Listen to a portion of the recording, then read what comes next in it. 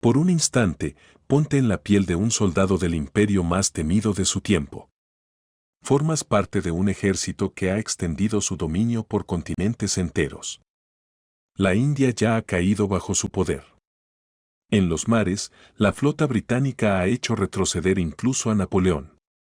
Eres parte de una fuerza que se cree invencible. Llevas un uniforme rojo perfectamente alineado, símbolo de disciplina absoluta. Has sido entrenado para obedecer sin cuestionar. Es el amanecer del 5 de julio de 1807 y avanzas por una ciudad lejana en el extremo sur del mundo conocido. Sudamérica. Un territorio que, según tus superiores, caerá con facilidad. La orden que recibes es extraña, casi absurda. Debes descargar tu fusil. No habrá disparos. La ciudad será tomada cuerpo a cuerpo, solo con bayonetas. No vale la pena gastar pólvora en civiles desorganizados. Confías en tus oficiales. Marchas. Las calles están desiertas. Las puertas cerradas. No se oye ni un solo sonido. El silencio es tan profundo que resulta inquietante. Alzas la vista y distingues movimientos en los techos, figuras apenas visibles en las azoteas de las casas coloniales. Entonces ocurre. No es un disparo lo que rompe el silencio, sino miles al mismo tiempo. Desde lo alto cae una tormenta mortal, balas, piedras, fuego, aceite hirviendo. El aire se vuelve negro. El orgullo del ejército británico, el 88º Regimiento de Connaught Rangers, se desmorona en cuestión de segundos. No hay una línea enemiga al frente. El peligro surge desde cada ventana, cada balcón, cada puerta. La ciudad entera es una trampa. No estás luchando contra un ejército regular, sino contra una población entera convertida en arma. Ese día, Buenos Aires dejó de ser una colonia más y se transformó en el cementerio de una ambición imperial. Ese día nació una defensa inesperada.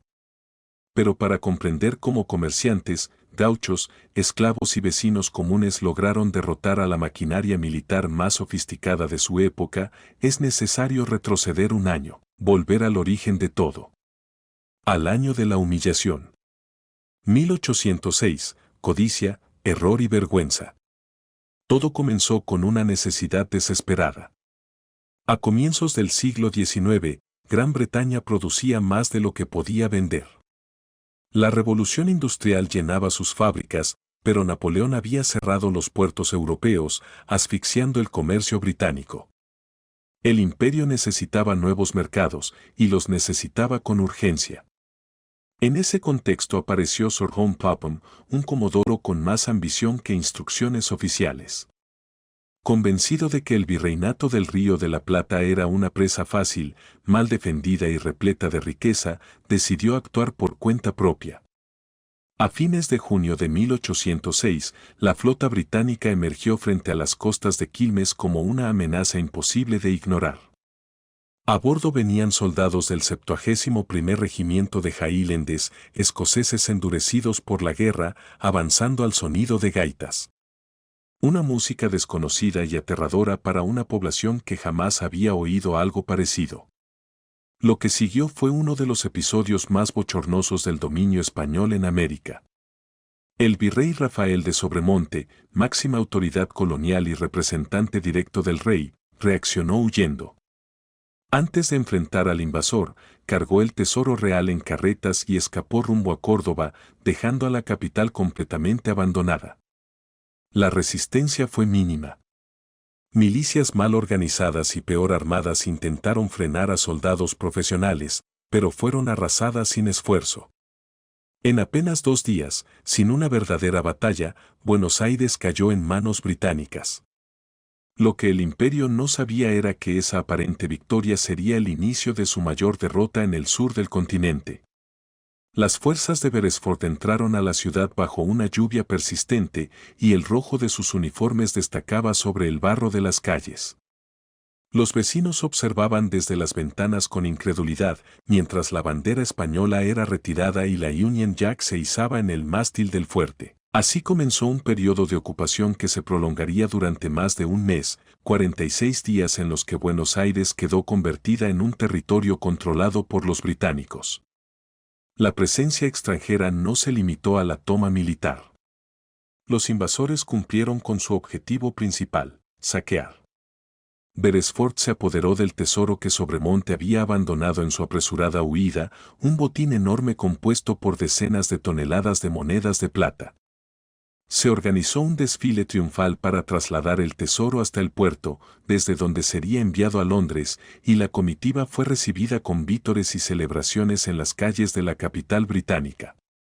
Sin embargo, en Buenos Aires la sorpresa inicial fue dando paso a algo más oscuro, el resentimiento.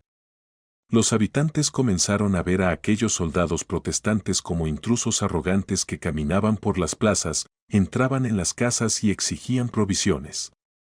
Los comerciantes, atraídos por la promesa del libre comercio, aceptaron la ocupación, pero para gran parte de la población, criollos, españoles leales e incluso la iglesia, la situación era una herida profunda. Sentían que se les arrebataba su identidad y su dignidad. En los cafés, en las reuniones privadas y en los pequeños comercios, el tema dejó de ser el comercio y pasó a ser la resistencia. Las conversaciones se volvieron más intensas y el discurso de la venganza comenzó a imponerse. Fue entonces cuando Santiago de Liniers, un oficial francés al servicio de España, decidió actuar. Cruzó el río rumbo a Montevideo con un plan que muchos consideraron suicida, reunir una fuerza y regresar para recuperar la ciudad por la fuerza. A comienzos de agosto de 1806, Liniers desembarcó en el Tigre con un grupo que, a simple vista, parecía insuficiente para enfrentar a un ejército profesional, marineros, gauchos, voluntarios de Montevideo y algunos soldados regulares. Sin embargo, a medida que avanzaban hacia Buenos Aires, su expedición se transformó en algo mucho más grande. En cada estancia y en cada pueblo, hombres y mujeres se sumaban a la marcha, impulsados por el deseo de expulsar al invasor. La llegada a los corrales de Miserere coincidió con una tormenta intensa. La lluvia convertía los caminos en ríos de barro, pero eso no detuvo a nadie. Dentro de la ciudad, la resistencia organizada ya estaba lista. Líderes como Martín de Álzaga y Juan Martín de Pueyrredón habían coordinado acciones clandestinas, esperando el momento preciso. El 12 de agosto, Liniers dio la orden de avanzar. Las fuerzas patriotas se desplegaron por las calles estrechas en dirección a la Plaza Mayor, y los británicos, atrincherados en la Recoba y el Fuerte, no lograron prever la intensidad del ataque. Lo que se desató no fue una batalla convencional, sino una confrontación caótica y feroz. La caballería gaucha cargó en medio de la ciudad, mientras francotiradores se apostaban en las torres de las iglesias. Los soldados británicos, incluso los más entrenados, fueron sorprendidos por la ferocidad de campesinos y vecinos armados con cuchillos. Con las bajas aumentando y la situación fuera de control, Beresford se encontró rodeado y sin opciones. La bandera británica fue retirada y la rendición se firmó sin condiciones. El gobernador entregó su espada frente al cabildo, y la multitud celebró con gritos de triunfo. Pero la victoria también dejó un mensaje claro y preocupante: el Imperio británico no olvidaba ni perdonaba. Se sabía que regresarían, y que lo harían con una fuerza mayor. Liniers, ahora líder indiscutido, comprendió que las tropas regulares españolas no eran suficientes para enfrentar esa amenaza futura. Era necesario construir un ejército nuevo, capaz de defender la ciudad ante un posible regreso. Así, Buenos Aires se transformó. Se decretó la movilización general y se creó un sistema militar basado en la población misma. Liniers proclamó que todo hombre capaz de portar armas debía alistarse, pero lo hizo organizándolo según su origen social y étnico, creando unidades con identidad propia. De esta manera surgieron los cuerpos milicianos. Los nacidos en la ciudad formaron el regimiento de patricios, una unidad que se destacaría por su tamaño y por elegir a sus oficiales mediante votación, algo inusual en esa época. Los habitantes de las provincias cercanas, conocidos como arribeños, conformaron otra fuerza. Los esclavos y libertos, marginados por la sociedad colonial pero reconocidos por su fuerza y valentía, integraron el batallón de pardos y morenos. Por su parte, los españoles se organizaron en tercios según sus regiones de origen, gallegos, cántabros, catalanes y andaluces. De ese modo, una ciudad que había sido tomada por sorpresa se preparaba ahora para defenderse con una estructura propia, forjada en la urgencia y en la convicción de que la libertad debía ser defendida por todos. Durante casi un año, Buenos Aires dejó de ser una ciudad en el sentido tradicional. Los patios se transformaron en campos de tiro, y la vida cotidiana se subordinó por completo a la preparación militar. Los niños aprendieron a fundir plomo antes que a leer, y las mujeres se dedicaron a coser uniformes en masa. En cada esquina, la ciudad se volvió una estructura defensiva, calles, plazas y edificios se convirtieron en parte de una fortificación viva, un erizo de bayonetas preparado para recibir al enemigo si regresaba. Y el enemigo volvió. A mediados de 1807, desde la costa se divisó una línea de velas en el horizonte. No se trataba de refuerzos aislados, sino de una armada de invasión, una flota enorme que transportaba miles de hombres. El general John Wadlock comandaba una fuerza de 12.000 soldados y más de 100 embarcaciones, con la orden de aplastar a Buenos Aires sin piedad. A diferencia de Beresford, Vitelloque no era un militar medido, era un aristócrata altivo, con desprecio abierto hacia los habitantes del Río de la Plata. Desembarcó en Ensenada con la certeza de que la sola presencia de su ejército obligaría a la ciudad a rendirse. El gobernador Liniers intentó enfrentarlo en campo abierto en Miserere, el 2 de julio. La batalla fue un fracaso. Las milicias criollas, valientes pero sin experiencia en maniobras de guerra convencional, fueron superadas por la infantería británica, veterana y disciplinada. Los patriotas se retiraron hacia la ciudad, y Vitelloque creyó que la victoria estaba consumada. Con Buenos Aires aparentemente derrotada, dio un ultimátum de 3 días para que se rindiera. Ese fue su error. En ese breve plazo, el cabildo y sus líderes, encabezados por Martín de Álzaga, tomaron las riendas de la defensa. Álzaga comprendió algo fundamental: si no podían ganar en campo abierto, debían cambiar las reglas del juego. La ciudad se transformó en un laberinto de trampas. Se excavaron zanjas profundas en las calles principales para frenar a la caballería y la artillería, y se levantaron barricadas con adoquines arrancados del suelo. Las azoteas se reforzaron con parapetos, y se perforaron paredes para conectar casas, creando pasadizos ocultos que permitían mover tropas sin ser vistos. Cada habitante recibió un arma o una tarea concreta, ya no existían civiles, solo combatientes. El 5 de julio, Vitelloque ordenó el ataque final. Dividió su ejército en 13 columnas separadas que debían avanzar por calles paralelas hacia el río y ocupar los puntos estratégicos. Pero la orden más insólita fue la más fatal: no disparar. Sus hombres debían avanzar con los fusiles descargados, confiando en el impacto psicológico de las bayonetas brillantes. Vitelloque pensó que se enfrentaba a una rebelión menor, sin comprender que se adentraba en una guerra total. A primera hora, las columnas británicas entraron en los barrios de San Telmo y Montserrat. Marcharon entre calles angostas, con gaitas y sables al aire, en un avance silencioso y tenso. Nadie salió a rendirse.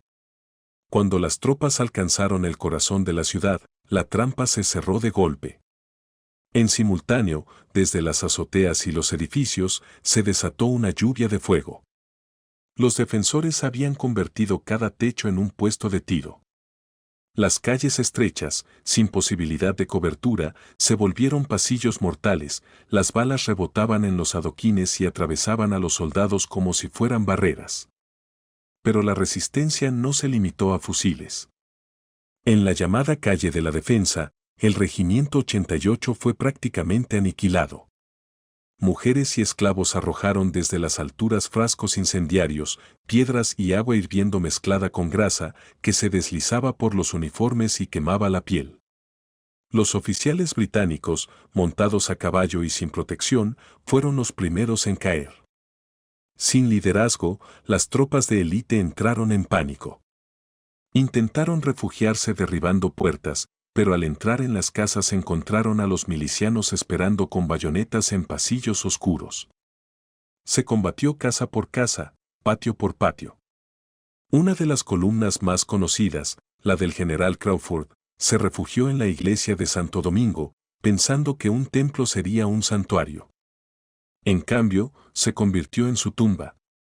Los patriotas rodearon el edificio y colocaron un cañón en una casa cercana para disparar metralla a través de las ventanas.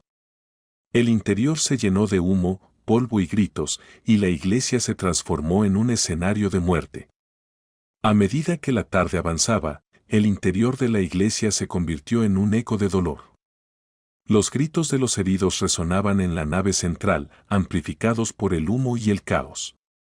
Crawford, veterano de las guerras napoleónicas y figura destacada entre los británicos, se vio obligado a rendirse. Alrededor de él yacían los cuerpos de sus propios soldados, con las manos en alto, salió entre los cadáveres, derrotado. Desde su campamento, Vittelöcke recibía informes constantes de una derrota que se extendía por todo el frente. Una columna había sido destruida, otra se había rendido, y el centro de su avance estaba bloqueado. Las calles, convertidas en ríos de sangre, mostraban la magnitud del desastre. La sangre de los invasores teñía los adoquines y se mezclaba con el barro de la ciudad. Cuando el día llegó a su fin, los cuerpos de los británicos se acumulaban en las esquinas, obstruyendo el paso. Los improvisados hospitales de campaña estaban saturados, incapaces de atender a los heridos. La escena era, en términos modernos, dantesca: soldados supervivientes, desmoralizados, agotados y aterrados por una guerra que no comprendían, arrojaban sus fusiles y abandonaban la lucha. Lo que había ocurrido era casi imposible de creer: una población sin formación militar formal, pero con una determinación absoluta, había logrado quebrar la columna vertebral del ejército británico. El 7 de julio, Vittelöcke firmó la rendición.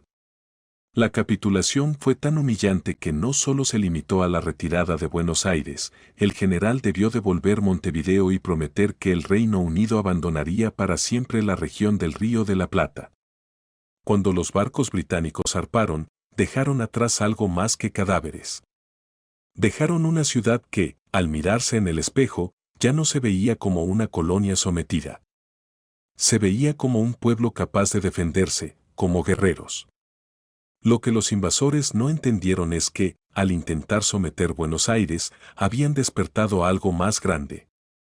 3 años después de esta victoria, esos mismos vecinos, esos patricios que habían probado el sabor de la libertad y el poder, se levantarían nuevamente para expulsar al virrey español y gritar por la independencia. Las invasiones inglesas no fueron simplemente una derrota para el imperio, sino el nacimiento doloroso de una identidad nueva. Si esta crónica de nuestra historia te pareció interesante, deja tu like y suscríbete. Y dime en los comentarios, ¿sabías del cañón colocado en el techo frente a Santo Domingo? Te leo. Hasta la próxima batalla.